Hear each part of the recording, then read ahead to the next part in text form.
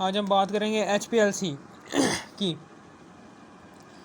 HPLC की बात करने जा रहे हैं। HPLC में बात करने जा रहे हैं। HPLC के सारा का सारा प्रोसीजर जो सा था मैंने पीछे पढ़ा दिया है, ये कैसे कैसे प्रोसीजर बना हुआ है इसका HPLC का। ठीक है, आज हम बात करेंगे HPLC की।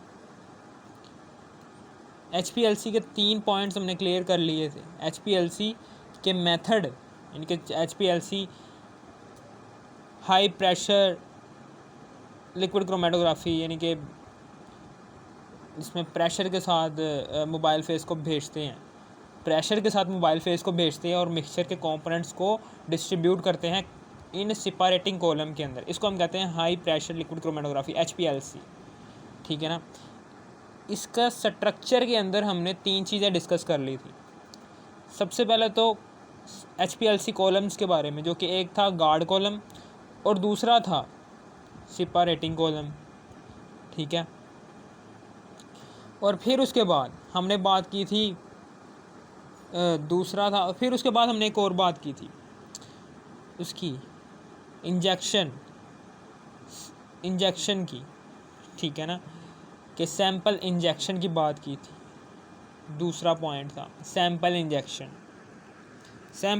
की बात की थी। फिर तीसरा पॉइंट था प्रेशर के साथ पंप की बात की थी। पंप क्या होता है? जो प्रेशर के साथ मोबाइल फेस को आगे की तरफ भेजता है, जो प्रेशर के साथ मोबाइल फेस को आगे की तरफ भेजता है। किसके अंदर? इक्विलिब्रियम कॉइल के अंदर। प्रेशर के साथ भेजता है इक्विलिब्रियम कॉइल के अंदर। फिर इक्विलिब्रियम कॉइल के बाद फिर मोबाइल फेस आगे की तरफ जाता है, सफ़र करता है। ठीक है ना, समझ आ गई आपको? समझाया हुआ है मैंने आपको कैसे मोबाइल फेस जो सा था वो कैसे कैसे करके। पहले मोबाइल फेस, ये स्ट्रक्चर में थोड़ा बहुत बता भी देता हूँ HPLC का, कि सबसे पहले तो मोबाइल फेस होता है। मोबाइल फेस के नीचे ही मोबाइल फेस के 3 बोतलें लगी होती हैं। उन 3 बोतलों के नीचे डी गैसर्स लगे होते हैं। डी गैसर्स का काम क्या होता है?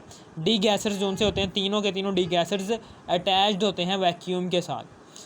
डी गैसर्स का काम क्या होता है? ये क्या करते हैं, ये जो उनसे बोतल्स के 3 बोतलों के अंदर 3 डिफरेंट 3 ऐसे मोबाइल फेसेस एग्जिस्ट कर रहे हैं कि जिनकी पोलैरिटीज़ में डिफरेंस है। ठीक है, एक है जी पोलर, एक है जी लेस पोलर और एक है जी नॉन पोलर, यानी कि वाटर, एसीटोन और एक है मीथानॉल कह रहा हूँ, CHCl3 क्लोरोफॉर्म। ठीक है ना, इन तीनों के तीनों बोतल मोबाइल फेजेस के नीचे डी गैसर्स लगे होते हैं। डी गैसर्स क्या करते हैं? इन तीनों के तीनों मोबाइल फेजेस में से जो उनसी एक्स्ट्रा गैसेस आ जाती हैं मोबाइल फेजेस के अंदर, जो उनसी एक्स्ट्रा गैसेस हैं उसको वैक्यूम के अंदर स्टोर करते हैं। फिर उसके बाद जो उनसा मोबाइल फेज़ होता है वो आगे की तरफ जाता है और आगे की तरफ मिक्सर लगा होता है। मिक्सर क्या करता है? इन तीनों के तीनों मोबाइल फेजेस को अच्छे तरीके से मिक्सअप करता है। ठीक है ना, मिक्सअप करने के बाद नीचे पंप लगा होता है। पंप क्या करता है? इन मोबाइल फेजेस को जो उनसे मिक्स हुए होते हैं, तीनों के तीनों मोबाइल फेजेस जो उनसे मिक्स हुए होते हैं मिक्सर के अंदर, उसको पंप क्या करता है? पंप आगे की तरफ भेजता है प्रेशर के साथ। फिर इक्विलिब्रियम कॉइल में जाते हैं। इक्विलिब्रियम कॉइल के अंदर तीनों के तीनों mobile phases equal amount of ratio में फिर दोबारा से मिक्सअप होते हैं।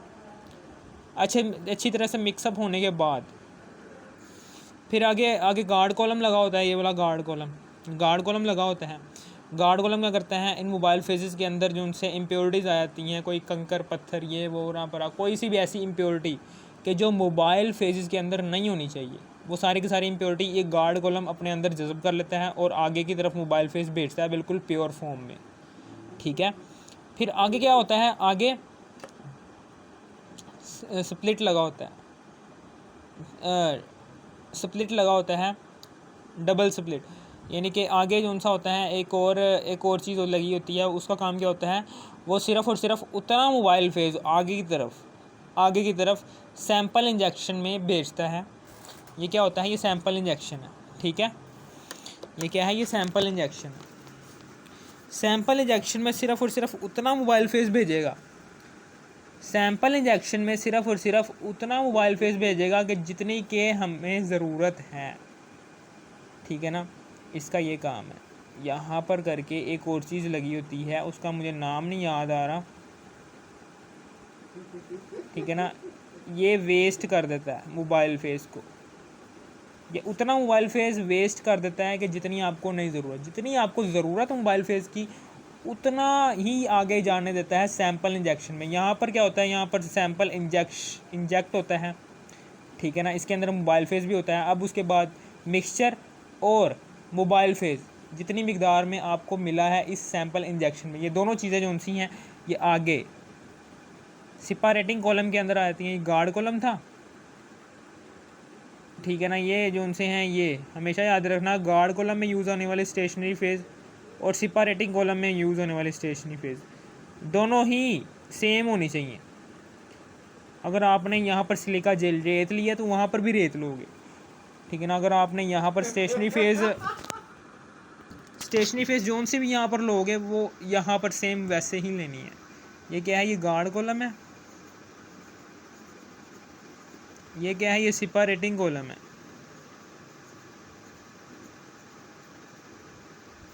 ठीक है। अब उसके बाद इसके अंदर मोबाइल फेज़ भी आ गया है, इसके अंदर मोबाइल फेज़ भी आ गया, इसके अंदर सैंपल भी आ गया। मोबाइल फेज़ क्या करेगा, ये ऊपर से नीचे की तरफ जाएगा। मोबाइल फेज़ क्या करेगा, मोबाइल फेज़ ऊपर से होते मोबाइल फेज़ क्या करेगा, ये ऊपर से नीचे की तरफ जाएगा। मोबाइल फेज़ क्या करेगा, ये ऊपर से नीचे की तरफ जाएगा। मोबाइल फेज़ मिक्सचर के कंपोनेंट्स को लेकर, मिक्सचर के जिस कंपोनेंट की अट्रैक्शन मोबाइल फेज़ के साथ ज़्यादा होगी वो नीचे की तरफ चला जाएगा, और मिक्सचर के जिस कंपोनेंट की अट्रैक्शन स्टेशनरी फेज़ के साथ ज़्यादा होगी, यानी कि इस रेत के साथ ज़्यादा होगी, वो ऊपर ही रह जाएगा, ठीक है ना, ऊपर ही रह जाएगा। फॉर एग्जांपल ये मिक्सचर का कंपोनेंट ऊपर रह गया क्योंकि इसकी अट्रैक्शन स्टेशनरी फेज़ के साथ ज़्यादा थी। ये मिक्सचर का कंपोनेंट नीचे चला गया क्योंकि इसकी अट्रैक्शन मोबाइल फेज़ के साथ ज़्यादा थी। इस तरह से मिक्सचर के दोनों कंपोनेंट्स डिस्ट्रीब्यूट हो गया।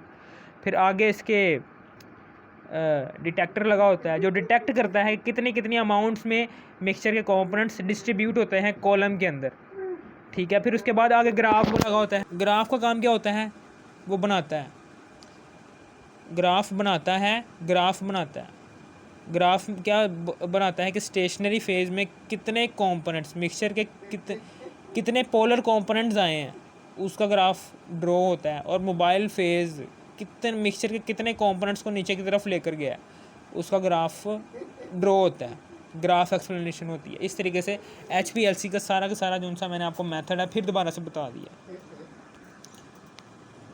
Packing and its types. Packing is the process in which stationary phase is filled in column. Packing में क्या होता है, ये ऐसा प्रोसेस है कि जिसमें स्टेशनरी फेज़ को कॉलम के अंदर फिल किया जाता है। वही है यार कि ये देखें, ये stationary phase. Packing is the process in which stationary phase यानी कि सिलिका जेल है जो सी उसको हमने फिल किया इन कॉलम। ये सेपरेटिंग कॉलम के अंदर हमने सिलिका जेल को फिल कर दिया, ठीक है ना। ये सेपरेटिंग कॉलम के अंदर सेपरेटिंग कॉलम है, इसके अंदर हमने स्टेशनरी फेज़ ले ली सिलिका जेल, ठीक है ना। गार्ड कॉलम में भी हमने स्टेशनरी फेज़ सिलिका जेल ही लेंगे। फिर उसके बाद अब हमने ये स्टेशनरी फेज़ है, यानी कि जो उनकी स्टेशनरी फेज़ है, आप इस सेपरेटिंग कॉलम में कौन कौन सी स्टेशनरी फेजेस को यूज़ कर सकते हैं, आज हम उसकी बात करेंगे। सबसे पहले तो करैक्टरिस्टिक्स की बात करते हैं स्टेशनरी फेज़ की, कि स्टेशनरी फेज़ की करैक्टरिस्टिक्स क्या होनी चाहिए। हमने ऐसा स्टेशनरी फेज़ लेना है कि जिसकी करैक्टरिस्टिक्स इससे मैच हो। सबसे पहले तो स्टेशनरी फेज़ इनर्ट होना चाहिए, यानी कि ऐसा स्टेशनरी फेज़ लो कि जो मिक्सचर के कंपोनेंट्स के साथ रिएक्शन ना करे, यानी कि स्टेशनरी फेज़ मिक्सचर के पोलर कंपोनेंट को ऊपर ही रहने देगा जबकि non polar component mobile phase के साथ नीचे की तरफ चला जाएगा। अब मिक्सचर का कंपोनेंट जो कि स्टेशनरी फेज़ ने ऊपर की तरफ रोक लिया है, ठीक है ना। स्टेशनरी फेज़ ऐसा होना चाहिए जो इस मिक्सचर के पोलर कंपोनेंट को के साथ रिएक्ट ना करे, ठीक है ना। यानी कि स्टेशनरी फेज़ क्या होना चाहिए, इनर्ट होना चाहिए, रिएक्शन ना करे, किसी भी मिक्सचर के कंपोनेंट के साथ रिएक्शन ना करे। अगर रिएक्शन हो गया तो वो जो उनका मिक्सचर का कंपोनेंट है वो पहले जैसा नहीं रहेगा, वो डिफरेंट प्रोडक्ट में तब्दील होकर आपको मिलेगा, जो कि आप कि HPLC क्रोमेटोग्राफी को डिस्टर्ब कर देगा। फिर उसके बाद स्टेशनरी फेज़ इजीली अवेलेबल, जो सा स्टेशनरी फेज़ आप यूज़ करेंगे इस सेपरेटिंग कॉलम के अंदर वो आसानी से दस्तयाब हो, ठीक है ना, उसको ढूंढने में टाइम ज़ाया ना हो, क्योंकि टाइम कीमती होता है। स्टेशनरी फेज़ लेस एक्सपेंसिव, और जो स्टेशनरी फेज़ जो आप यूज़ कर रहे हैं वो ज़्यादा महंगा भी नहीं होना चाहिए, सस्ता होना चाहिए और आसानी से अवेलेबल होना चाहिए। फिर उसके बाद द डायमीटर और साइज़ ऑफ स्टेशनरी फेज़, जो स्टेशनरी फेज़ का साइज़ है वो शुड बी स्मॉल होना चाहिए, फाइनली डिवाइडेड यानी कि छोटे छोटे से पार्टिकल्स होने चाहिए, हैविंग लार्जर सरफेस एरिया, जिनका सरफेस एरिया लार्जर होना चाहिए, ठीक है ना। ये बहुत ही इम्पोर्टेंट चीज़ है, यानी कि सबसे इम्पोर्टेंट चीज़, सबसे इम्पोर्टेंट लाइन, सबसे इम्पोर्टेंट करैक्टरिस्टिक्स है स्टेशनरी फेज़ की, कि स्टेशनरी फेज़ का डायमीटर, स्टेशनरी फेज़ के पार्टिकल्स का डायमीटर बड़ा नहीं होना चाहिए, छोटा होना चाहिए, उनका सरफेस एरिया इस तरीके से बढ़ेगा। फॉर एग्जांपल अगर बड़े बड़े से पार्टिकल्स होंगे, ये सर्कुलर फॉर्म है, इसको हमने ना कट कर दिया, 1 2 3 4 में, ये लो जी, ये 4 में हमने कट कर दिया है।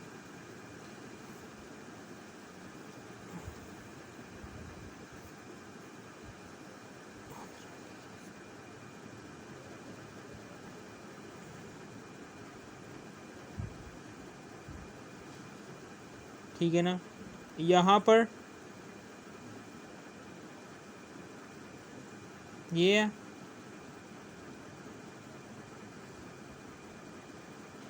ये है,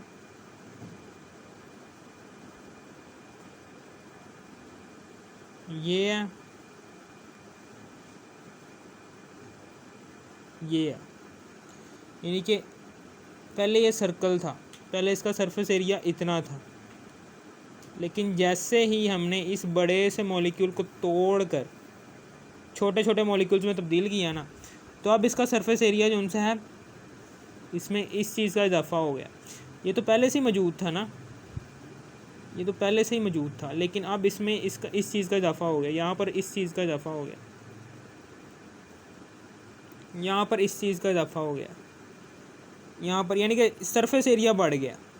जैसे ही हमने सर्कुलर पार्टिकल्स को तोड़ा, सर्कल यानी कि बड़े से मॉलिक्यूल को तोड़ा, तो उसके पार्टिकल्स का साइज़ छोटा हुआ, जैसे इस छोटा साइज़ हुआ तो सरफेस एरिया इनकी वजह से, ये जो उनसे इसकी वजह से बढ़ गया। पहले सरफेस एरिया था बाहर वाला, सिर्फ और सिर्फ बाहर सरफेस एरिया था, सर्कुलर फॉर्म में एग्जिस्ट कर रहा था बड़े से मॉलिक्यूल में सरफेस एरिया, लेकिन जैसे ही हमने सर्कुलर मॉलिक्यूल को तोड़ा, तो सर्कुलर मॉलिक्यूल को तोड़ने के बाद जो छोटे छोटे से मॉलिक्यूल्स क्रिएट हुए, तो उन सर्कुलर पार्टिकल्स से बनने वाले छोटे छोटे से मॉलिक्यूल्स हैं, उनका एक्स्ट्रा सरफेस एरिया भी बन गया, जिसकी वजह से ज़्यादा सरफेस एरिया बढ़ गया। ज़्यादा सरफेस एरिया का मतलब क्या है, इसका मतलब यही है कि बड़े से मॉलिक्यूल का सरफेस एरिया ज़्यादा होगा, जिसकी वजह से मोबाइल फेस जो उनसा है वो बहुत तेज़ी के साथ नीचे की तरफ जाएगा, और मिक्सचर के पार्टिकल जो उनसे होंगे वो भी अच्छे तरीके से डिस्ट्रीब्यूट नहीं हो पाएंगे, क्योंकि सरफेस एरिया ज़्यादा है। मेरे कहने का मतलब क्या है, समझ नहीं आई कि ये बजरी है। फॉर एग्जांपल हमने यहाँ पर बजरी ले ली है, बजरी ले ली है, बजरी, स्टेशनरी फेज़ क्या ले लिया हमने, बजरी ले ली है, बजरी, बड़े बड़े से मॉलिक्यूल बजरी के, और इस तरफ ले लिया हमने स्टेशनरी फेज़ रेत। अब मेरी बात याद रखना कि रेत जो उनसे होते हैं उसके पार्टिकल छोटे होते हैं, जबकि बजरी के पार्टिकल्स बड़े होते हैं वो भी ठहरी हुई है अपनी जगह पर, लेकिन यहाँ पर जगह हैं, ये देखें, पास थ्रू होने की, यहाँ से मिक्सचर जो उनसा पास थ्रू होकर वैसे का वैसे ही नीचे चला जाएगा, यानी कि मिक्सचर के कंपोनेंट्स डिस्ट्रीब्यूट नहीं हो पाएंगे, ये खाली जगहों में से वैसे का वैसे मिक्सचर निकल जाएगा मोबाइल फेस के साथ। और जबकि स्टेशनरी फेज़ जो कि हमने यूज़ किया है बजरी, वो मोबाइल फेज़ को भी जाने देगी अपने खाली रास्तों में से, ठीक है ना, और मिक्सचर को भी अपने खाली रास्तों में से जाने देगी। इस तरीके से क्या होगा, हमारे मिक्सचर के कंपोनेंट्स डिस्ट्रीब्यूट नहीं हो पाएंगे। लेकिन जैसे रेत की बारी आएगी तो रेत में पैकिंग बहुत ही ज़्यादा हाई होती है, यहाँ पर छोटे छोटे से पार्टिकल्स की पैकिंग हुई होती है बहुत ही हैवी किस्म की, जिसकी वजह से क्या होता है, जिसकी वजह से यहाँ से मिक्सचर मोबाइल फेज़ ऊपर से नीचे की तरफ मूव करता है मिक्सचर को लेकर, और मिक्सचर के कंपोनेंट्स डिस्ट्रीब्यूट हो जाते हैं। मिक्सचर के जिस कंपोनेंट की अट्रैक्शन रेत के साथ ज़्यादा होगी यानी कि वो पोलर होगा तो वो ऊपर रह जाएगा, और मिक्सचर के जिस कंपोनेंट की अट्रैक्शन नॉन पोलर होगी वो मोबाइल फेज़ के साथ नीचे की तरफ चलाएगा। इस तरीके से मिक्सचर के कंपोनेंट्स की अट्रैक्शन जो कि वो करते हैं मोबाइल फेज़ और स्टेशनरी फेज़ के साथ डिस्ट्रीब्यूट हो जाएंगे इस कॉलम के अंदर, कि जिसके अंदर रेत है। रेत के अंदर छोटे छोटे से मॉलिक्यूल्स एग्जिस्ट करते हैं, जिसकी वजह से उनका सरफेस एरिया बढ़ चुका है। कैसे बढ़ चुका है मैंने आपको बता दिया है, ठीक है ना, ये मैंने एग्जांपल के साथ बकायदा आपको समझाया है। फिर उसके बाद आगे की बात है कि stationary phase should be spherical. Stationary phase क्या होनी चाहिए, स्फेरिकल होनी चाहिए। यानी कि स्टेशनरी फेज क्या होनी चाहिए, स्फेरिकल होनी चाहिए। स्फेरिकल किसे कहते हैं, स्फेरिकल होनी चाहिए, ठीक है ना। फिर आगे की बात है जी, स्टेशनरी फेज कौन सी है, स्टायरीन डाइविनाइल कोपोलीमर। स्टेशनरी फेज की सारी करैक्टरिस्टिक्स मैंने आपको बता दी हैं। अब हम स्टेशनरी फेज कौन कौन से यूज़ करते हैं, अब हम उसकी बात करने जा रहे हैं। सबसे पहले तो हम स्टेशनरी फेज यूज़ करते हैं स्टायरीन डाइविनाइल कोपोलीमर। इस स्टेशनरी फेज को हम आयन एक्सचेंज मेथड में, जिसमें हम आयन एक्सचेंज करते हैं, ठीक है ना, आयन एक्सचेंज करते हैं, उसको हम कहते हैं आयन एक्सचेंज क्रोमेटोग्राफी। ये ज़्यादातर हम पानी की हार्डनेस को ख़त्म करने के लिए इस्तेमाल करते हैं, ठीक है ना। यानी कि सोडियम जियोलाइट जो सा था, सोडियम जियोलाइट है, और पानी की हार्डनेस होती किससे है, कैल्शियम सल्फेट से। तो जियोलाइट आयन जो सा है ये इस कैल्शियम के साथ चला जाएगा। कैल्शियम ही पानी की हार्डनेस की वजह बन रहा था। जैसे ही कैल्शियम निकल जाएगा हार्ड वाटर में से जियोलाइट के साथ रिएक्शन करके, तो पीछे रह गया सल्फेट। सल्फेट के साथ ये रिएक्शन कर लेगा सोडियम, सोडियम सल्फेट के साथ चला जाएगा Na2 सोडियम सल्फेट बन जाएगा, सोडियम सल्फेट बन जाएगा। यहाँ पर कैल्शियम जो है वो जियोलाइट के साथ रिएक्शन करके चला गया, जो पानी की हार्डनेस का सबब बन रहा था वो निकल चुका है। अब सोडियम जो है वो सल्फेट के साथ रिएक्शन करके सोडियम सल्फेट बना देगा। इस तरीके से पानी की हार्डनेस चेंज हो जाएगी, यानी कि ख़त्म ही हो जाएगी। इसको हम कहते हैं आयन एक्सचेंज मेथड, ठीक है ना। साइज एक्सक्लूजन मेथड में क्या होता है कि इसमें हम साइज़ के ज़रिए से हम क्या करते हैं, स्टेशनरी मिक्सचर के कंपोनेंट्स को डिस्ट्रीब्यूट करते हैं स्टेशनरी फेज़ और मोबाइल फेज़ के अंदर, ठीक है ना। साइज एक्सक्लूजन मेथड, इसमें बीड्स होते हैं, ये मैंने आपको समझाया हुआ है, ठीक है ना। लंबी वीडियो हो जाएगी, मैं आपको ज़्यादा समझाना नहीं चाहता, ठीक है ना। बस आपने ये याद रखना है, हमने मिक्सचर के कंपोनेंट्स को डिस्ट्रीब्यूट करना होता है इस साइज एक्सक्लूजन मेथड में। मिक्सचर के कंपोनेंट्स को डिस्ट्रीब्यूट करना होता है उनके अपने साइजेस की बिना पर, यानी कि मिक्सचर, ठीक है ना, साइजेस की बिना पर स्टेशनरी फेज़ में और मोबाइल फेज़ में। फिर उसके बाद आ गया जी पोरस लेयर बीड्स। ये कैसी बीड्स होती हैं, ये मेरी बात याद रखना। इसका भी स्टेशनरी फेज़ के तौर पर हम इस्तेमाल करते हैं। पोरस लेयर बीड्स जो सी हैं ये भी स्टेशनरी फेज़ के ऊपर अंदर, यानी कि पोरस लेयर बीड्स जो सी होती हैं ये सेपरेटिंग कॉलम के अंदर हम इस्तेमाल कर रहे होते हैं एज आ स्टेशनरी फेज़ के तौर पर। पोरस लेयर बीड्स को हम स्टेशनरी फेज़ के तौर पर सेपरेटिंग कॉलम में इस्तेमाल कर रहे होते हैं, और ये किस क्रोमेटोग्राफी की किस्म में इस्तेमाल होती है, ये ज़्यादातर इसके अंदर साइज़ एक्सक्लूजन मेथड में ही यूज़ हो रही होती है, यानी कि it is used in size exclusion method. इसमें क्या होता है, इसमें डायमीटर, यानी कि ये स्टेशनरी फेज़ के तौर पर बीड्स काम कर रहे होते हैं। साइज़ एक्सक्लूजन क्रोमेटोग्राफी में स्टेशनरी फेज़ के तौर पर बीड्स काम कर रहे होते हैं। इन बीड्स का डायामीटर, ये बीड्स जिस सर्कुलर शेप में एग्जिस्ट कर रहे होते हैं उस सर्कुलर शेप का डायामीटर जो सा है वो ये है 30 से लेकर 35 माइक्रोमीटर तक, इतना डायामीटर होता है। बीड्स जिस सर्कुलर फॉर्म में एग्जिस्ट कर रही होती हैं इस सर्कुलर फॉर्म का डायामीटर होता है 30 से लेकर 35 माइक्रोमीटर तक, ठीक है ना, समझ आ गया। अब हम आगे की बात करने जा रहे हैं कि पोरस सिलिका जेल, सबसे आम यूज़ होने वाला सिलिका जेल, हम इनको यूज़ नहीं करते। सबसे आम यूज़ होने वाला स्टेशनरी फेस जो कि सेपरेटिंग कॉलम में हम इस्तेमाल करते हैं वो होता है सिलिका जेल। सिलिका जेल सबसे आम यूज़ होने वाला स्टेशनरी फेस है, ठीक है ना, समझ आ गई। इट हैज़ पोलैरिटी, इसकी पोलैरिटी होती है, मोस्ट कॉमनली यूज्ड है। इसका डायमीटर क्या होता है सिलिका जेल के एक मॉलिक्यूल का, यानी कि रेत का जो सा सबसे छोटा पार्टिकल होता है उस पार्टिकल का डायामीटर कितना होता है वो ये होता है 10 माइक्रोमीटर। माइक्रो एक प्रीफिक्स होता है जिसका मतलब होता है 10 मल्टीप्लाई बाय 10 की पावर -6 मीटर, यानी कि ये क्या होता है ये रेत यानी कि सिलिका जेल के एक मॉलिक्यूल का डायामीटर मैंने आपको बता दिया। सिलिका जेल के एक मॉलिक्यूल का डायामीटर वो ये होता है और ये बहुत ही कॉमन यूज़ होने वाला स्टेशनरी फेज़ होता है और ये बहुत ही हैवी किस्म की इसकी पोलैरिटी भी अच्छी होती है। ये इसका स्ट्रक्चर होता है, ये देखिए ये स्ट्रक्चर है सिलिका जेल का। फिर से बनाकर दिखा देता हूँ। सिलिका जेल का स्ट्रक्चर बहुत ही आम सा होता है, ठीक है ना। सिलिका जेल है, इसका स्ट्रक्चर है वो ये है कि सबसे पहला तो यहाँ पर सिलिकॉन है, ये ऑक्सीजन आ गया, फिर सिलिकॉन आ गया, फिर ऑक्सीजन आ गया, फिर सिलिकॉन आ गया, फिर ऑक्सीजन आ गया, फिर यहाँ पर ये आ गया।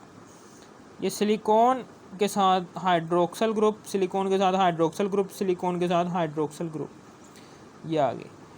अब उसके बाद ये साइलानोल ग्रुप, कौन सा ग्रुप इस साइलानोल ग्रुप, ये साइलानोल ग्रुप प्रेजेंट होने की वजह से सिलिका जेल के स्ट्रक्चर में साइलानोल ग्रुप प्रेजेंट होने की वजह से हम इसको कहते हैं ये क्या है इसकी पोलैरिटी ज़्यादा है। इट हैज़ पोलैरिटी, इसकी पोलैरिटी क्या है ज़्यादा है, ये क्या है ये पोलर है, ठीक है, समझ आ गई। इसलिए ये मिक्सचर के पोलर कंपोनेंट को ऊपर की तरफ रोक कर रखता है, जबकि मिक्सचर का वो कंपोनेंट है कि जिसकी अट्रैक्शन मोबाइल फेस के साथ ज़्यादा होगी वो जाहिर सी बात है कि नॉन पोलर होगा, या तो वो लेस पोलर होगा या तो वो नॉन पोलर होगा, जिसकी वजह से या अगर मिक्सचर के 3 कंपोनेंट्स हैं, फॉर एग्जांपल मिक्सचर का एक कंपोनेंट है जी पोलर, वो क्या करेगा वो स्टेशनरी फेस के साथ अपनी अट्रैक्शन रखेगा और ऊपर की तरफ रुक जाएगा। और मिक्सचर के जिस कंपोनेंट की अट्रैक्शन मोबाइल फेस के लेस, यानी कि मेरे कहने का मतलब क्या है मोबाइल फेज़ के अंदर 3 किस्म के सॉल्वेंट्स एग्जिस्ट कर रहे हैं, एक पोलर है, एक लेस पोलर है और एक नॉन पोलर है, ठीक है ना। और जाहिर सी बात है कि जिनसे मोबाइल फेज़ के अंदर नॉन पोलर मोबाइल फेज़ होगा। मोबाइल फेज़ के अंदर 3 किस्म के मोबाइल फेजेस मैंने आपको बताए हैं। जो सा नॉन पोलर मोबाइल फेज़ होगा वो मिक्सचर के नॉन पोलर कंपोनेंट को नीचे की तरफ ले जाएगा यहाँ पर, और मोबाइल फेज़ के अंदर जो सा लेस पोलर मोबाइल फेज़ होगा वो मिक्सचर के लेस पोलर कंपोनेंट को दरमियान में ले आएगा। इस तरीके से मिक्सचर के तीनों कंपोनेंट्स को डिस्ट्रीब्यूट करवा देगा इस स्टेशनरी फेज़ के अंदर, ठीक है ना, समझ आ गई आपको। मोबाइल फेज़ के अंदर ज़्यादातर नॉन पोलर ही होते हैं, यानी कि मैं आपको बता दूं कि मोबाइल फेजेस जब आप 3 लें ना तो उनमें पोलैरिटी का डिफरेंस होना चाहिए, एक मोर पोलर होना चाहिए, एक लेस पोलर हो और एक टोटली नॉन पोलर हो, फॉर एग्जांपल क्लोरोफॉर्म, ठीक है ना। Polar, less polar, non polar. Less polar क्या करेगा मिक्सचर के लेस पोलर कंपोनेंट को दरमियान में ले आएगा। Totally non polar mobile phase क्या करेगा वो मिक्सचर के नॉन पोलर कंपोनेंट को सबसे नीचे ले आएगा। और जो सा ये मोबाइल फेज़ के अंदर जो सा पोलर मोबाइल फेज़ है, मिक्सचर के अंदर जो सा मोबाइल फेज़ के अंदर जो सा टोटली पोलर मोबाइल फेज़ है, वो क्या करेगा, वो मिक्सचर के पोलर कंपोनेंट को ऊपर की तरफ रोक कर रखेगा स्टेशनरी फेज़ के साथ, यानी कि स्टेशनरी फेज़ के साथ ही ऊपर की तरफ रोक कर रखेगा मिक्सचर के पोलर कंपोनेंट को। इस तरीके से मिक्सचर के पोलर कंपोनेंट की अट्रैक्शन मोबाइल फेज़ के पोलर सॉल्वेंट से ज़्यादा होगी। इस तरीके से मिक्सचर के डिफरेंट कंपोनेंट्स अपनी अपनी अट्रैक्शन की बना पर जो करते हैं स्टेशनरी फेज़ के साथ मोबाइल फेज़ के साथ डिस्ट्रीब्यूट हो जाते हैं इन सेपरेटिंग कॉलम। और कौन सी बात है, साइलानोल ग्रुप प्रेजेंट होने की वजह से ये पोलर होता है, ठीक है ना।